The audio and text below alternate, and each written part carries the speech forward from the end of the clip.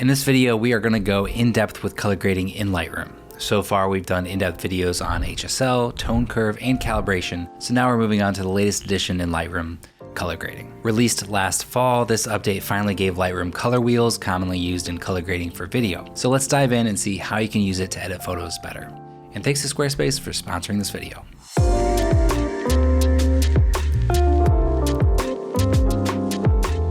So first of all, I'll be working in the desktop version of Lightroom called Lightroom Classic. You can also use color grading on Lightroom's mobile app, or in this version of Lightroom, which used to be called Lightroom CC and now is just called Lightroom, I guess. And then just so we're all on the same page, the split toning panel from older versions of Lightroom has now been expanded into the color grading panel. So you won't see split toning anymore, but if you have a preset or something that utilizes split toning, it's 100% compatible with color grading. Split toning was a very simple and honestly limiting panel, and color grading is an extension of that, opening up new possibilities. So let's look at an overview of what we have now.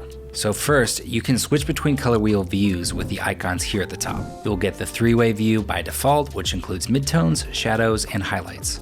Or you can move into each individual wheel for more precise control with these three icons. And then the last icon is the global color wheel, but more on that later. The basic idea of these color wheels is to separate the pixels in the image by brightness and then allow you to apply a color tint to these different pixels. You can tint the shadows blue, the midtones tan, and the highlights yellow, for example. And of course, you don't have to make adjustments to each wheel. You can use them however you'd like. Let's jump into the shadows view. On all the color wheels, moving the control point in the middle of the wheel will adjust the hue and saturation. We can flip open the arrow to show the sliders for both and watch them move as we drag around the circle. Hold Option or Alt on your keyboard when dragging to move slower. Hold Command or Control on your keyboard to lock in saturation and only adjust the hue. To just adjust the saturation, click and then move right or left with your cursor.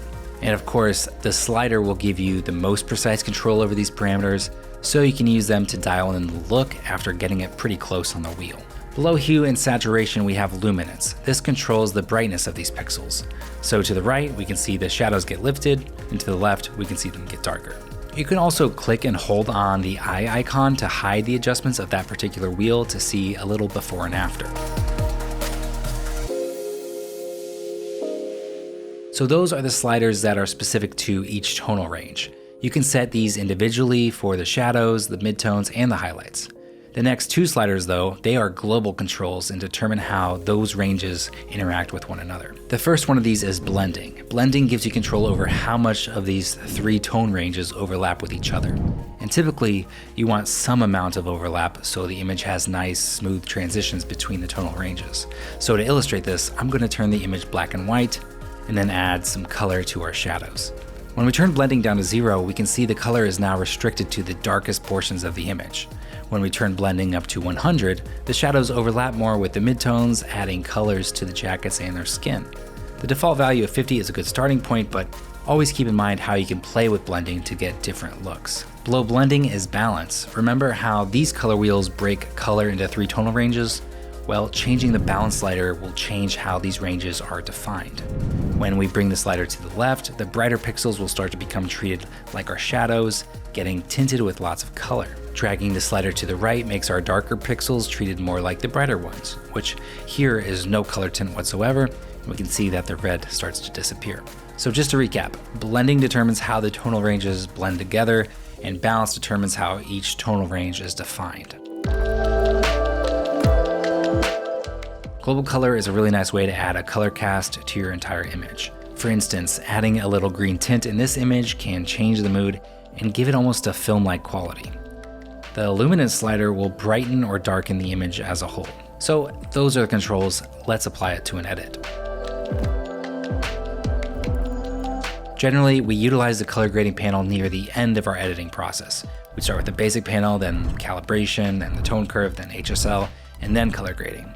That's just our method and what works for us, but of course you can use it however you see fit. So here we have a photo that's already edited. We really wanted the image to feel like a still from a movie, so we edited it accordingly. The concept of the shoot showed a couple not really in a good place with each other, kind of cold and distant. So let's use the color grading panel to stylize it a little bit more to enhance the mood. I'll start by adding some blue tint to the shadows. As per usual, I like to take it to the extreme to really find the right hue and then dial back the saturation. Something like this should work well. Next, let's take a look at the midtones to see if we want to add anything here. Maybe just the slightest amount of warmth would be nice. Moving on to highlights, I'm gonna add in a little orange tint. For a global color, I do want this to have a colder feel, so let's bring in some blue. I think that looks nice. Let's take a look at it without color grading and now with. I think both edits work fine, but for this particular image, I do like the colder look overall. And you may be thinking, well, if you wanted the image to look colder, why not just adjust it with white balance? Well, we certainly can, and here's what that would look like instead of using the color grading panel.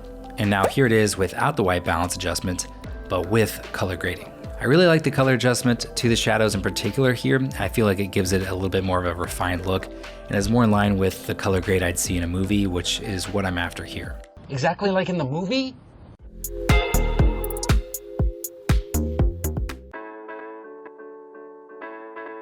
Okay, ready? Now. Squarespace! All right, my first time making a website. I'm a little nervous, but I'm excited. Let's do this. I'm already done making my website. Are you surprised? I am. I'm really impressed with Squarespace's blogging tools. Yay. Whoa, they've got email campaigns? I'm totally gonna send one. That was totally worth it. Look at all this traffic overview. It's all right here. A year ago, I didn't think I could have my own beautiful website, but Squarespace made it so easy.